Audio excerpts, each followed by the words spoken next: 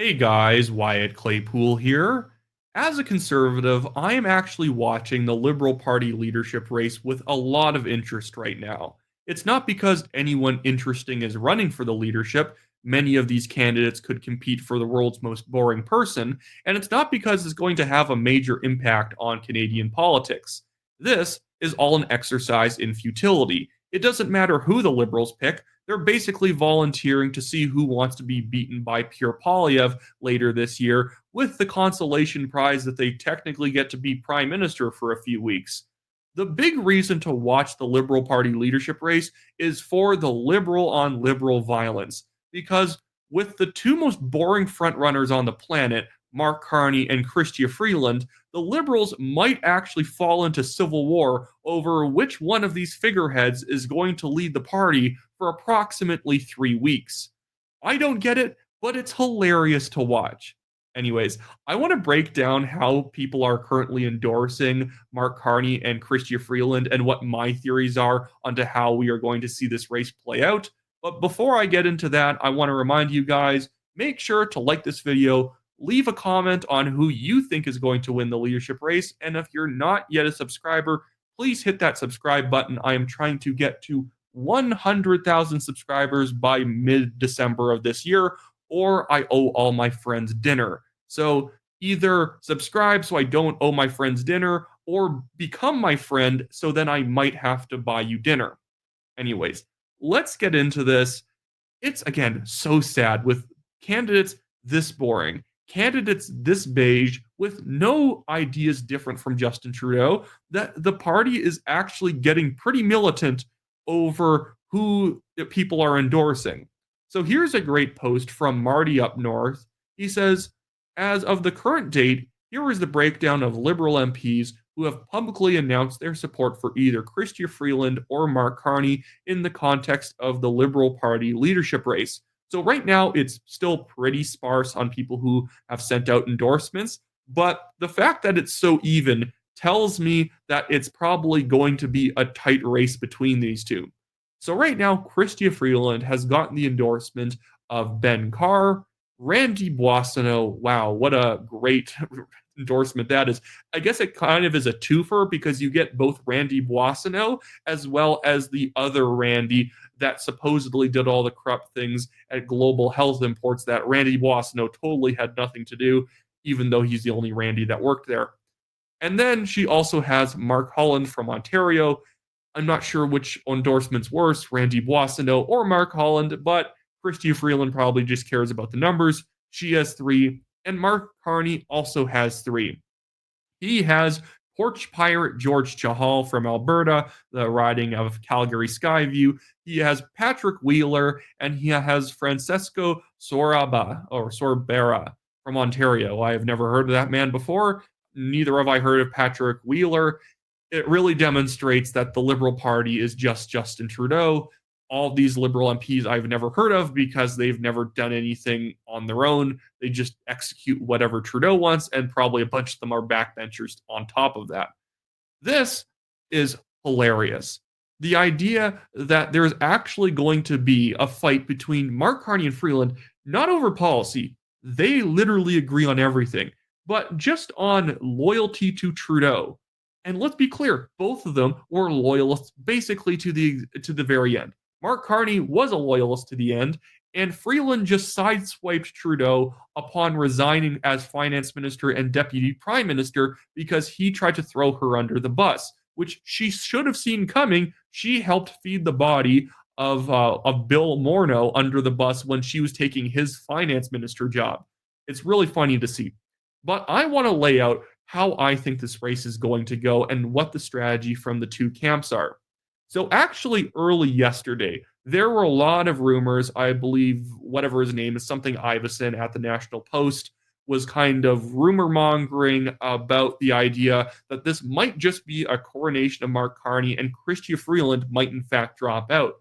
Chrystia Freeland then posted the weirdest thing I've ever seen in my life, this photo of her drinking tea at a table and taking calls from phones that are obviously not even on to prove that no, I am actually in the race and I'm speaking to Liberal Party members right this second. I will show you that photo because it is so uncanny. Eyes need to glaze over it just so that you know I'm not making this up. She says, "Fifth cup of tea and the calls aren't stopping. Grateful for the chance to hear from you and listen to your ideas, fellow liberals. I'll have much more to say very soon." And again, you can see that a consultant put this photo together because they're like, she's taking a lot of calls. So have 4 phones sitting on the table and a laptop. Also, she's drank a lot of tea. Should she probably just keep using the same cup like a sane person? No, have 2 empty cups in front of her to symbolize the tea drinking that has gone on. But she posted this to basically diffuse all the rumors that she was going to drop out and just let Carney have it. Because let's be clear, the also rans in the race right now are not going to be able to beat Mark Carney, even though Mark Carney basically is not even a real boy. He is just some product that the Liberal Party has created to take over for Justin Trudeau. But the reason why people thought, and I'm not trying to go after Iveson here for being wrong about something, but it was based on the idea that because everyone kind of knows that Justin Trudeau and Team Trudeau in general is backing Carney, that meant he was probably just going to be the winner by default. The problem is that half the Liberal Party really hates Justin Trudeau, and they see Freeland as their hero because she stood up to him at the end, even though it was way too late. But I don't think the Liberal Party really has anyone else running for the leadership who's ever stood up to Trudeau. So she is now the anti-establishment hero, even though she is literally the definition of the establishment, as is also Mark Carney. Again, this race is so confusing. I'm going to constantly say this person is doing this and this person is doing that, but they're both also kind of doing the other person's thing at the same time. So I think what Chrystia Freeland is doing here, because Mark Carney has obviously not been able to intimidate Chrystia Freeland out of this race. Carney is basically going to have to stick to the tactic of trying to gather a lot of endorsements, although he's splitting them with Freeland at this point, and then have the power of the office of the prime minister backing him up, giving him this kind of aura of importance to get people behind him.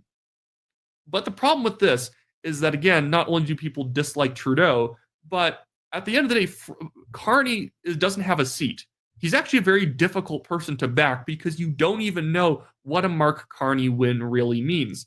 By the way, Trudeau, who's now said he's not even going to run in the next federal election, is probably just using Carney as a meat puppet to guarantee the Liberals lose so that maybe he can come back and lead the party again in 8 years. Trudeau does not want to be around for the loss because he then gets associated with the loss. Obviously, this federal election loss is pretty much all on him, but he thinks that if he goes on vacation to Hawaii or something like that while the Liberals are getting clobbered, then it had nothing to do with him. Okay, but now let's get to Chrystia Freeland, because I think what I'm about to present to you is probably her strategy, or at least I'm making a prediction. And I think it's an interesting strategy. So based on the also ran candidates who usually are completely worthless, who cares about them? They're going to have no impact. They will have an impact in this race because I think it's going to be a ranked ballot, although those rules aren't fully out yet. But I think the purpose of the also ran candidates is to funnel votes to Chrystia Freeland. Why else would Chandra Arya be in this race? The man doesn't speak French, and I don't think he really speaks much English at all either. I would be shocked if the man doesn't pre-script every interview he does, because he obviously doesn't really speak good English yet. He's very clunky, uses the wrong word a lot of the time. He is there to get Freeland the Hindu vote, which is a very untapped vote in Canada, honestly, because usually a South Asian politician is Sikh, and the Sikh community is very used to being politically organized to vote for certain candidates.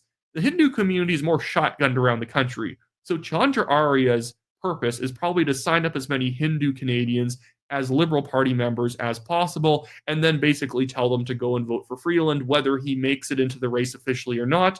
Because even if he doesn't make it into the race officially, well, those 30,000 people might have still signed up anyways, and he can just say, go vote for Chrystia.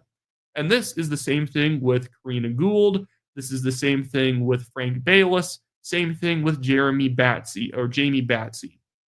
A bunch of people who have specific appeals in very specific regions or communities around Canada, who then can either drop out of the race and endorse Freeland, or go the distance, but basically organize for their people to vote Chrystia Freeland #2 on the ballot. So Chandra gets Freeland, an ethnic community bloc to come and vote for her. Karina Gould kind of has that middle class outside of Toronto type appeal, or I think she might be a Toronto MP. Honestly, fact check me on that. I don't remember. Oh no, she's from Burlington. So she can help with southwestern Ontario organizing, which is a very vote rich area to go and mine in terms of getting memberships. And then you have Frank Baylis, who is a former MP from the island of Montreal. And then we also have Jeremy Batsey, who is from the First Nations community and from the Maritimes. So that is what I think is basically Chrystia Freeland's blood bag here, is that if she doesn't have enough support herself, she can rip all these random also-ran candidates into her camp in order to overcome Mark Carney. And so Mark Carney is kind of like Peter MacKay of this race. He's the Danielle Smith of this race for a Conservative Party and UCP example. He has momentum. Just look at all of the Liberal cheerleaders on social media. They're hyping up Mark Carney. Oh, he's so interesting. He's so suave. He's none of those things, by the way. He is the guy to lead our party forward. Poilievre's scared of him. But there's enough people who are probably skeptical of Carney basically being a carbon copy of Trudeau with less charisma that more people might be voting for Freeland because they think it's like the new direction of the party. And then by having all these other candidates get behind her, she might be able to slow Carney's momentum enough. She edges him out on like a 4th or 5th ballot here. So that's what I'm predicting here. Let me know what you guys think is going to happen.